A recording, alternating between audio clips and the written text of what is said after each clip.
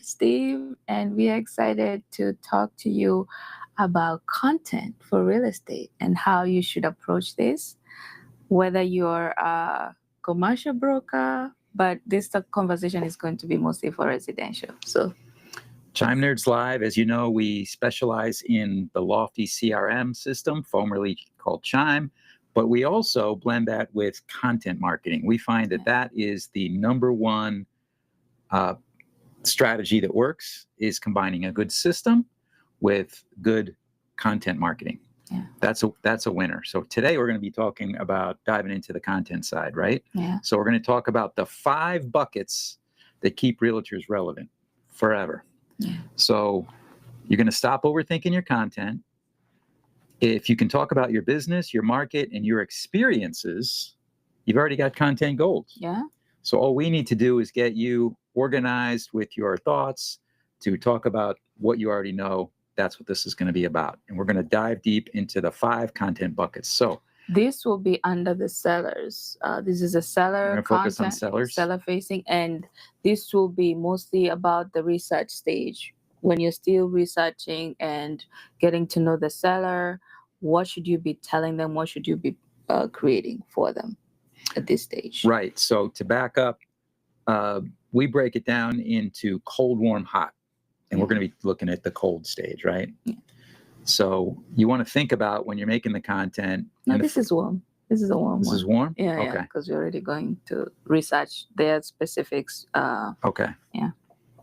Okay. So we're assuming that it's for sellers then, and it's for the warm stage, right? Yeah. Where people are, researching? You're doing the research and giving them meaningful content at this stage. So let's get into it. Okay. So the awareness content. Yeah. So we're going to bring attention to real world problems. Mm-hmm. Hold on one second. Okay. We're here? Here. Yeah. This is cold. Okay. Yeah. I didn't know you changed it. Okay. Okay. All right. So we're going to re-switch that back. So it is cold. It's going to be the cold stage, the first stage of the seller content. And we might put this up on the screen, a preview of the grid that we worked out. So this is the research stage of sellers. The first thing we're going to talk about is the awareness content. So we're going to bring attention to real world problems, trends, or needs your audience doesn't yet know they have. So you want to give some examples of that? Yeah, like if you're creating awareness to sellers, the first thing is, talk about what's your home worth. Create content around that. What goes into that? What should they know before they even talk to someone about listing their home? So you're going into details bit by bit. Don't overwhelm them, of course, but create it from your realtor's perspective. If a seller is thinking about selling, what should they be aware of about the value of their home? So this is going to be to educate the seller? Yeah. Or to educate the audience that they're selling to? The seller. The seller. So first, you're going to make content. See what she's saying, right? You're going to make content that's going to educate your future client that is going to sell their house, right? Yeah, this could be like why appraisals keep coming in lower this month. You got to talk about that. Here's why fewer homes are selling in your city, and then what that means for you. And then the other piece that you can create under this category is what it really means when rates drop. The seller needs to be aware of these things. The appraisal, why fewer homes are selling, and then what it really means for interest rates to drop or go up. This you're preparing them, because some of them hear these terms out there, but they don't know from a realtor's perspective, like, how does this affect the sale process? Is it gonna slow down the sale? Is it gonna make the sale faster? So this, you're just letting them know. You're taking them behind and assuming like you're already serving them as your client and just telling them, hey, here's what to look out for, or this is what happens when rate drops, or when your home appraisal comes low, it's because maybe another home down the street sold lower, same size. So that can affect the price as well, the appraised value. So we're answering the questions before that they already have in their Before they head ask. before they even come to you. Yeah. You're answering them before they Yeah, ask. yeah. And you're making them aware also of the problem. Sometimes they don't even know they have this problem. They didn't think of it. You're thinking of it Yeah. before they think of it. Yeah, so you can start this pro tip here. Awareness content is like, did you know that when rates are lower, this and this happens if you're a seller, or more buyers are going to come in, you're going to get more offers. And then maybe you can do an exercise here by listing 3 clients. So realtors list 3 questions clients should be asking you, but they aren't like like list questions that you've been asked before by sellers, either in consultation calls before they even sign up with you. Those still can be sources of pieces of content that you can create under this stage, the awareness stage. 3 questions they should be asking but aren't, or at least aren't yet. Yeah. You're going to answer it first. Yeah. That's your content for the week for this. Yeah. Okay, so let's move on to the second content bucket, which is the how-to or the educate content. Yeah. And again, this is for the cold stage of sellers. Yeah.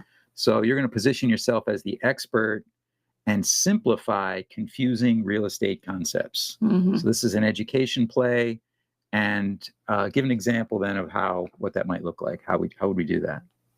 How to prepare your home for an appraisal. What do you need to do? Do you need to, clean up the curb appeal, make sure you cut the grass so that when the appraiser comes, they don't see, they don't see the foundation, the home like the level is a little lower than it should be. You when you clear the bushes around, it shows the foundation. Full details of the home. It could be just pressure washing the roof a little bit to reveal if it's a tile roof, let's say a barrel roof or whatever. So some of the details that you can put into that home to make it look better than it was, and to reveal the true beauty. Another of it. headline might be how to get your offer accepted in a multi-offer market. Yeah. And then a third example would be what? How to compare lenders' estimate without losing your mind. So you see, all 3 of these start with a how-to. Yeah. So you got lots of knowledge in your head that you need to get out. You're going to be answering these questions and simplifying the process for them. Yeah, and this sellers don't really interact with lenders as such in the sales process because you're the one selling. However, you might be looking for the next home if you need to sell to move into another property. So you're going to start, shopping ahead. And also the lender estimates that come in the closing docs towards, like the closing cost of the home. So some of this information, you need a second eye to give you more clarity on what this means. What does this amount mean on my closing document? What is being credited to the buyer? What is being debited to the seller? So this information can be confusing, and that's why you as a realtor, instead of waiting to create these pieces to talk to the seller when you're in the contract, tell them ahead of time, educate them ahead of time so that they are aware of some of these terms. And when you get to the closing table, it's just a reminder, And what might these format options look like? Like, what does this look like in the real world? People might be asking, okay, that sounds great, but how do I actually do that?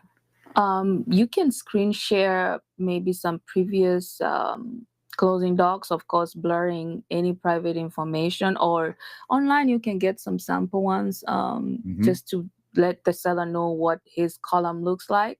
And also share maybe an appraisal doc that you may have on file. Then whiteboard explainer videos, like step by step. This is where we start. This is where we go when we get under contract, and this is also what you expect at the closing table. And then a step by step carousel post on social. Just go to Canva, create the selling process in simple 5, 6, 7 steps, simplified in little flyers, and post it on social. And that's a Swipe good through way. carousels. Swipe Yeah, through, just yeah. make it 1, 2. You can do up to what, 10? I don't know. Depends on the platform. For But me, I think, Steve, it's better if it's just 5 or 6 at most. Because again, you got to think of the consumer. You don't want to, keep swiping, swiping, swiping to get to the point. So the more compressed and simplified they are, just 5 swipes is enough, I think. another good way to do these explainer videos is, we mentioned a whiteboard. But if you don't have a whiteboard, that gets kind of heavy, you got to put it on the wall or have a freestanding one. Yeah. I've seen people just use a big sheet of paper and then mount the camera overhead on a table. Hormozy style. Hormozy does it. Yeah. Daniel Priestley does it. Yeah. And you can get a tripod that'll let your phone Tilt, do yeah. an overhead Yeah. for what, $15, something like that. Yeah, and they're also they're selling phone mounts, collar phone mounts. I've seen this Or on collar phone TikTok. mounts. Yeah, Mhm. they're selling those, and what you can do is just put it on your collar, like hang it on your neck, and then tilt it, and you're standing over a table with your process and you're explaining. So those are good POV type of content. Those are real good. Yeah, just doodle and write it out on a big giant sheet of. Go to the art store and get one of those big giant sketch pads, right? A big sheet, and then just tear it off. But you could always do the easel too, and just do a stand-up easel. Okay, so moving on to bucket 3. The next one is going to be, the third one is going to be reports and news content. So for this one, you're going to be the translator of the market. You're not going to be a reporter. Nope. You're going to be a translator. You're going to give your filtered analysis and opinion on the reports that they're already getting, because we don't want to give them something that they can just Google. No. But they do want to hear the story behind the numbers. They can get these numbers on Zillow, realtor.com, CNBC, whatever they need to. But what does it mean? You can explain what that means, right? You know what? I had a good one this week. So I went to my MLS. We have, under the Beaches MLS, we have something called Sunstat. And there's another one offered by, I think, I forget what the name is. But in that one is, you get the Sunstat, you get, you're able to create infographics. So you pick what county you want to talk about or share. And then once we edit this live, you can come back and we're going to insert how that graphic looks like. So that is more simplified. It's easy, one click. It has your signature underneath and you're good to go. Another one is for the realtors. They're always giving that through your MLS. You will get a market. You're able to pull a market report or even RPR. But the Florida Realtor one, I also insert the screen here, and I also shared it on my TikTok, Floyd Majeski.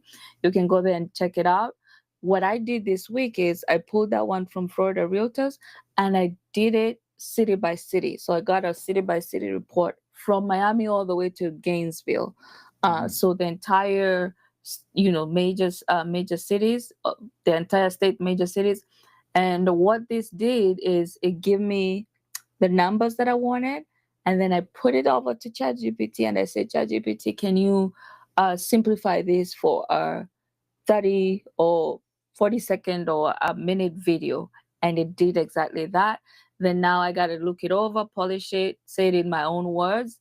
And, if you're not a numbers girl or guy, get a teleprompter and pause it, talk about it, move on to the next point, and just give your own opinion. And what that triggered when I posted that post, what that triggered is I triggered a comment. Somebody said that Miami prices are a little bit higher. They don't think it's gonna, it almost feels like it will never change. And then I went back again I responded and I gave my opinion on that exact question from the consumer. So no, this is much better because now you see you're getting engagement, you're creating conversations, you're serving that consumer to understand, hey, like in our case, Miami is building up. There's barely any land left to build. Then up north, the prices are a little bit lower than Miami, but north is building out. North Florida is building out. They have more land, so there's more flexibility, and the more homes you have on the market, the more friendly the prices are. So there you go. That's my spiel on that. That's a good point to note when you're creating these reports. And we have some examples here of some headlines that you could use to make some quick content, videos, or social media posts. Yeah. An example might be what last month's closed sales means for your home's value. Yeah. I'll tie it back to them. Mm-hmm. What's another headline that you could use for this to give your opinion? Why inventory is up 18% this quarter and how that affects your pricing strategy. And if you're watching this live, comment down below. Let us know how your market is looking. Would love to know that.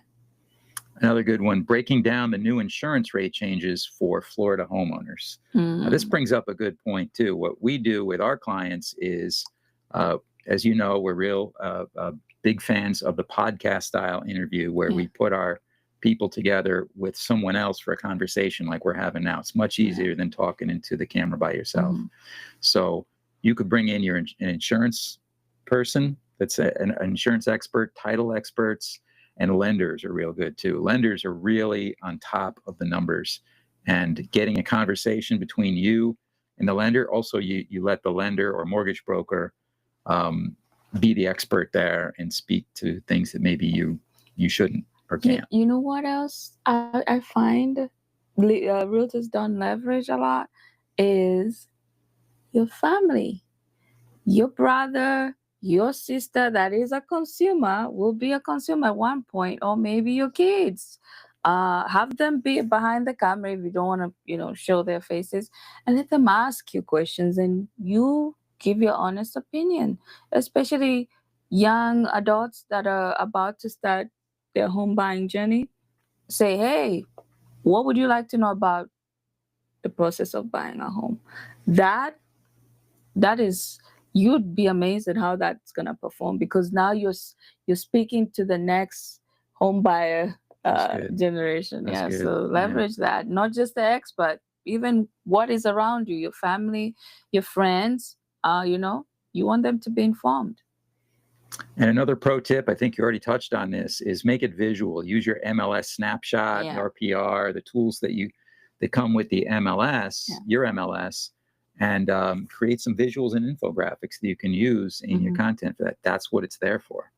Yeah. So here, don't just say the market report says, don't just say what the market report says, just say what your opinion is on the market. Don't just repeat the numbers. Don't just repeat the numbers. Yeah. Interpret the numbers for your people. That's what they want to hear. Yeah. Okay, so moving on to content bucket number 4. Ooh, number 4. We love this one. Tours and consultations. Now, this is one that is more of in the offer bucket. This is more of a call to action one that is going to bring you the leads. So you want to work this into your content too. Yeah. Because here is where you're going to be given a tour and asking for a consultation. So the goal here is to bring your audience into your process. We talked about this yesterday, about being transparent, and let them see what you do. So what might that look like, Floyce? What's an example? When we talk about, because remember this group of leads is I'm assuming is still cold. We're still in the cold stage. Tours, they don't have to necessarily be your previous listings that you've handled before, which is great though. You need to show that actual process. I'm in a listing, I'm going to do ABC. But you can tour the community as well. And, without showing addresses, of course. This is what I saw. There's a creator here on YouTube I forget his name. I'll remember later. But he used to tour, then use HomeSnap, get the exact, like, on his phone, park somewhere, get to HomeSnap, and then look it up and compare the price. Meaning he would drive through a community that has, let's say, new construction, and then another one that has just regular homes, another one that has mobile homes, and he will sample like one property after another, and give you an overview of why, even if they are within driving like 10 to 15 minutes driving, or even sometimes within the same neighborhood, right? Like you can be in the neighborhood where there's a new construction, there's a new development across the street, and there's regular homes, and then there's probably mobile homes across the other street. That is a good way to show the differences between each property and why they are priced the way they are. Mobile homes may be built the same here or whatever, but they're not the same. They may actually be the same size as regular homes, but they're not priced the same. They may seem to be a little bit cheaper than a regular home. And then a regular home that was built, let's say, in 1968 is not, even if it's bigger than the new developed ones, is the new ones will be priced a little bit higher than the other homes. So there's a lot that goes into it. So don't overthink tours. If you've never had a listing before that you can show off, just leverage what's within your community, what you can drive to, and just use tools that you have access to as a realtor to communicate. So another example could be virtual buyer consultations. You could do a mock, here's how we determine your buying power. And this you could do right from your desk and break down the process for them. Another example would be, as you mentioned, community tours. Yeah. Let's walk through our favorite neighborhood and talk about what buyers love here. Yeah. So if you don't have a listing walkthrough. Yeah. Now, this type of content builds transparency. It says, I'm not just telling you, I'm showing you. Don't just always want to be behind the desk. It's great, but you got to go out there and just show things that are not necessarily even your listings that you're selling immediately. Get creative. Be different. And pro tip, use your phone as a vlogger. So you could just use your phone. And a popular one you might see is just talk about it when you're in the car going somewhere. Yeah. Car videos work great. I don't know why. They've done studies and they perform better than actually in studio Because stuff. people feel like they're with you, They like feel you're like they're driving coming on somewhere the ride. with them. Yes. The audio is actually really good. The acoustics are good inside of a car, and the light is good too. You got windows all around you. So and you're loose because you're driving and you're thinking about traffic and everything. So you're just talking off the cuff. So and the commentary too. Oh, this guy is just crossing the road right in front of me. Like people feel like they're with you in the car. So it could be something like, all right, guys, I'm heading into a pre-listing consult. Let me show you what we covered. And then you talk about it and just give them a preview with keeping privacy in mind, of course. Okay, yeah. But talk in generalities and concepts. Okay, so moving on to our fifth and final bucket, content bucket. This is going to be actually probably our favorite, storytelling and past experience content. So this is number 5, storytelling. You're going to do past experience, and you're going to build emotional connection and trust. That's the goal. Yeah. And examples here, the time my deal almost fell apart at the closing table and what I learned. Lessons. Or how one client sold in 7 days after we fixed their marketing strategy. Explain. Yeah. That would be a good one, right? Yeah. Sellers would definitely want to know that. Another good headline might be what my first home taught me about buying smart. And realtors, if you want to get some insights into this particular bucket of content, look up Glenda Baker.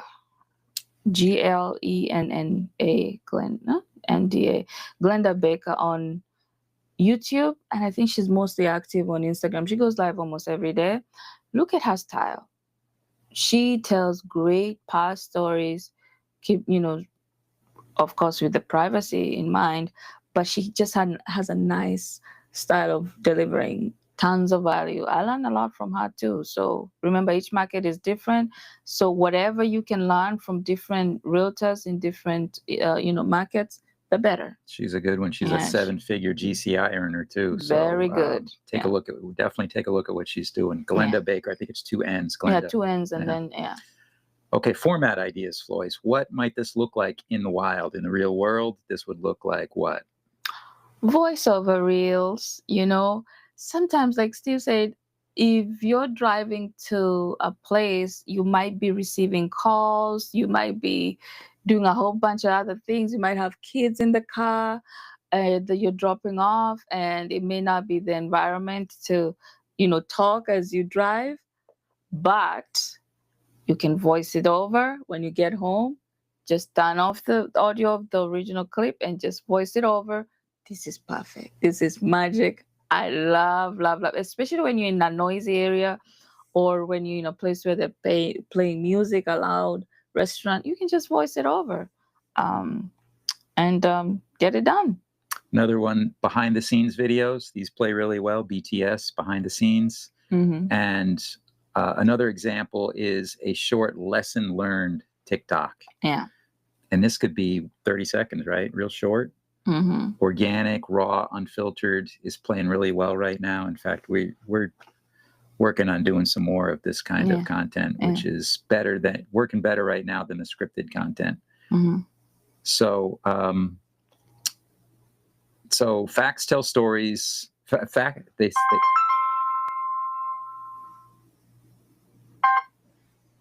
This is how you know it's live. Yes. So. Okay. So what I was trying to say was facts tell, stories sell. Mm-hmm. There's your soundbite for the day, right? Mm-hmm. And your story is your brand. Yeah. So storytelling is very important for your brand. I'm sure you've heard this before, and that is the fifth and final bucket. So to summarize the 5 content buckets that we're going to do for this cold stage of sellers is, number 1, we're going to make problem aware content. Number 2, you're going to make educational content, like how-tos, make a claim. And number 3, you're going to do reports and news. This could be a secret or a analysis or something that it could be a myth buster. Number 4 is going to be tours and consultations. This is where you can slip in your offer too. Yeah. And then number 5 is storytelling and past experiences. Yeah. So there you go. And each pillar builds a different layer of your brand. Awareness builds reach. How to build trust. Reports build authority. Tours build transparency. And stories build connection.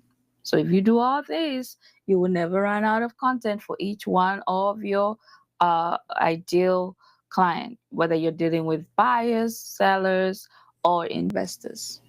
So this is a good structure. We have a full content blueprint for this that we might put up on the screen here, or you can get it at justvideoit.com or reach out and ask for it. We broke it all down, and it's a step-by-step blueprint for you to make content consistently. Yeah. Content works very well. The key is to be consistent and to have a strategy.